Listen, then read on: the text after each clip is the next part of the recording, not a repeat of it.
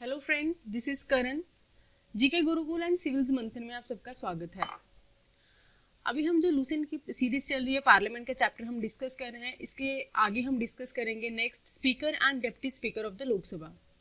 Speaker जो होता है वो लोकसभा को प्रिजाइड करता है एंड ये दोनों ही अमंग इट्स मेंबर्स चूज किए जाते हैं। इसका मतलब ये है कि ऐसा नहीं है जैसे वैसे तो ये होता है कि लोकसभा का आप मिनिस्टर बन सकते हो लेकिन या फिर मेंबर बन सकते हो अगर आप नहीं भी इलेक्ट हुए, प्रोवाइडेड कि आप 6 मंथ के लिए बन सकते हो। उसके बीच में ही आपको इलेक्शन करके चूज करके दोबारा से इलेक्ट होके आना होगा।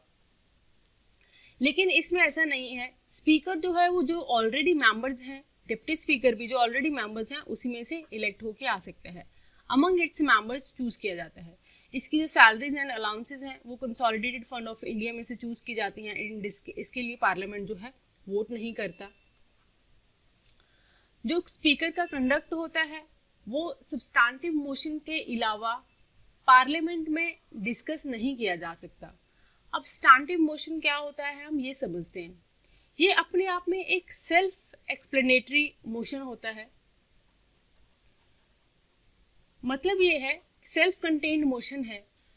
इसका मतलब ये है कि आप ना रैंडमली उसके स्पीकर के कंडक्ट को डिस्कस नहीं कर सकते। उसके लिए आपको एक मोशन लेके आना होगा जिसके तहत ही आप बोल सकते हो कि हम एक मोशन लेके आए हैं, इस तरीके को मोशन आएगा वो सब बताना होता है। फिर उसके तहत ही आप इसको डिस्कस कर सकते हो। इसका मतलब ये है कि ये मेंबर, ये जो बंदा है स्पीकर है, ये कितना इंपॉर्टेंट है पार्लियामेंट में। इसकी चेयर जो है वो कितनी ज्यादा मायने रखती है, कितनी ज्यादा इंपॉर्टेंस रखती है।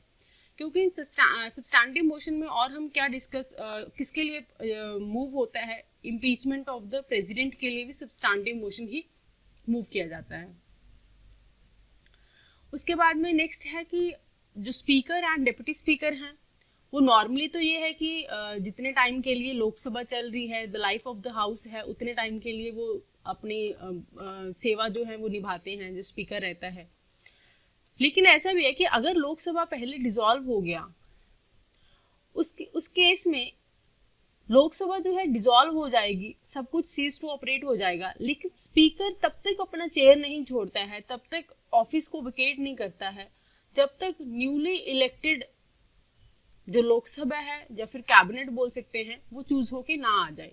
मतलब just before the new election of the new speaker, election of the new speaker बोल सकते हैं या फिर constitute of the new Lok Sabha बोल सकते हैं, उससे जस्ट पहले तक स्पीकर अपनी सीट नहीं छोड़ता है, स्पीकर अपनी सीट पे रहता है। सेकंड दूसरा ये है कि स्पीकर जो है, स्पीकर एंड डिप्टी स्पीकर, अगर स्पीकर को रिजाइन करना है वो अपना रेजिग्नेशन डिप्टी स्पीकर को देता है। अगर डिप्टी स्पीकर को रिजाइन करना है तो वो अपना रेजिग्नेशन किसको देगा, स्पीकर के पास देगा। ये एक रेजोल्यूशन के द्वारा रिमूव किए जाते हैं ऑफिस में। मतलब इनका भी एक पर्टिकुलर प्रोसेस होता है।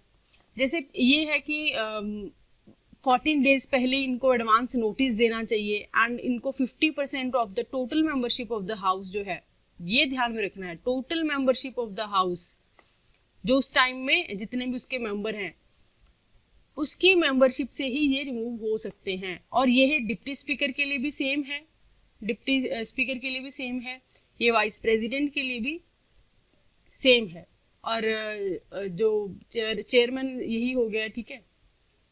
डिप्टी चेयरमैन जी बोल सकते हैं हम राज्यसभा के, उसके लिए भी सेम है। ये चारों के लिए सेम ही है। वाइस प्रेसिडेंट में तो वैसे हमने देखा भी था कि 50% of the total membership of the house चाहिए और 14 डेज एडवांस नोटिस भी चाहिए।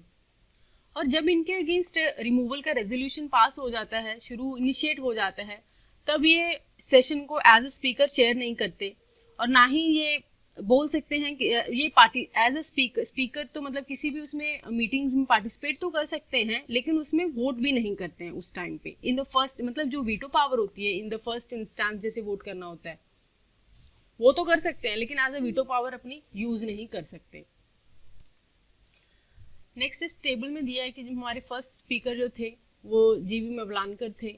ये आपको थोड़ा मतलब याद कर लेना क्योंकि ऐसा क्वेश्चन ना डायरेक्टली स्टेट एग्जाम में आने के काफ़ी चांसेस रहते हैं, और ये आप एक बार देख लेना। उसके बाद नेक्स्ट पॉइंट हमने ऑलरेडी डिस्कस कर लिया है कि अगर उनके अगेंस्ट रेजोल्यूशन पास हो जाता है, रेजोल्यूशन मूव हो जाता है उनकी रिमूवल के लिए, तो तब वो हाउस में स्पीक कर सकते हैं, मतलब बोल सकते हैं अपनी चीज़ों को लेके, पार्ट भी ले सकते हैं in the proceedings of the house, and vote कर सकते हैं फर्स्ट इंस्टेंस में। लेकिन जो वीटो पावर उनकी होती है, वीटो तो नहीं होती, मतलब इक्वालिटी ऑफ वोट में भी वो जैसे वोट करते हैं ना, फिर एक साइड की, हाँ एक तरफा अगर दो इक्वल वोट हो जाए हाँ में और ना में, तब उसको ब्रेक करने के लिए भी ये वोट करते हैं, तो वो इसमें नहीं कर सकते। तो ये नेक्स्ट पॉइंट में दिया है।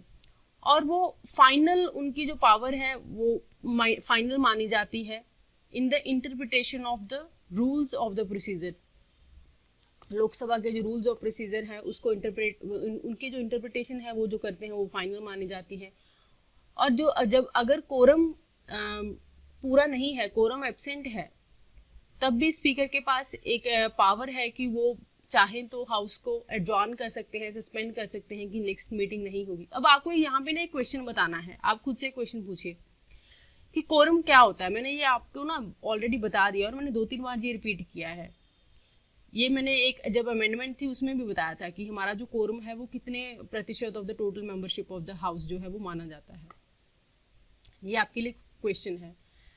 उसके बाद है कि हाउस को मेंटेन करने के लिए या फिर हाउस का रेगुलेशन देखने के लिए वो भी स्पीकर ही देखते हैं, और उसके लिए उनको किसी भी कोर्ट ऑफ लॉ में क्वेश्चन नहीं किया जा सकता कि किस बेसिस पे वो हाउस की मेंटेनेंस कर रहे हैं या फिर अपना रेगुलेशंस कर रहे हैं वहाँ पे। दूसरा है कि वो ज्वाइंट सिटिंग के लिए प्रिजाइड करते हैं। स्पीकर जो हैं वो हेड होते हैं एक तरह से ज्वाइंट सिटिंग को प्रिजाइड करने के लिए इन टू ऑफ द हाउस। और अगर जब ये एब्सेंट हो जाए तो तब कौन करता है? तब डिप्टी स्पीकर करता है। अगर डिप्टी स्पीकर भी एब्सेंट हो जाए तो उस केस में फिर वाइस चेयरमैन करेगा। उस केस में कौन करेगा? वाइस चेयरमैन, लेकिन चेयरमैन नहीं कर सकता। कोई भी अगर बिल है, वो मनी बिल है या नहीं है, उसका भी जो इंटरप्रिटेशन है वो लोकसभा में स्पीकर का फाइनल माना जाता है।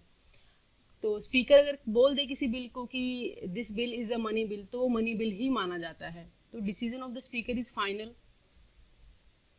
उसके बाद है कि अगर स्पीकर एब्सेंट है या फिर अभी के लिए स्पीकर की जो सीट है वो वेकेंट है, नया स्पीकर चूज नहीं किया गया, तो उस केस में जो डेप्यूटी स्पीकर है वो प्रिजाइड करता है और उसकी जो ड्यूटीज होती हैं वो सेम होती हैं जैसे कि एक स्पीकर की होती हैं। और एक और इम्पॉर्टेंट चीज़ ये है कि एक पैनल भी होता है, panels of the chairperson of the Lok Sabha.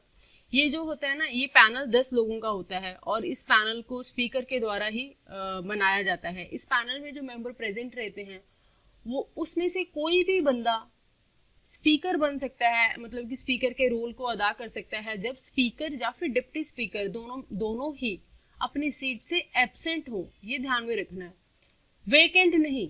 ऐसा नहीं है कि वेकेंट है तब उस पैनल में से कोई भी बंदा उनकी ड्यूटी परफॉर्म कर सकता है। तब तो फ्रेश इलेक्शन होंगे और फिर से कोई स्पीकर को चूज किया जाएगा या फिर डिप्टी स्पीकर को, अगर वो खाली है वो चूज किया जाता है। लेकिन अगर वो एब्सेंट है ना, जैसे स्पीकर एब्सेंट है तो डिप्टी स्पीकर बन सकता है। अगर डिप्टी स्पीकर भी एब्सेंट है उस केस में ये जो पैनल ऑफ द 10 मेंबर्स का जो पैनल रहता है, जो स्पीकर के द्वारा कॉन्स्टिट्यूट किया जाता है, इसमें से कोई भी बंदा उस टाइम पे अपनी ड्यूटीज जो है परफॉर्म कर सकता है। आगे है chairman and deputy chairman of the Rajya Sabha. ये हम अभी इसके लिए अलग से वीडियो बनाएंगे, उसमें डिस्कस करेंगे। फिलहाल इतना ही। Thank you so much.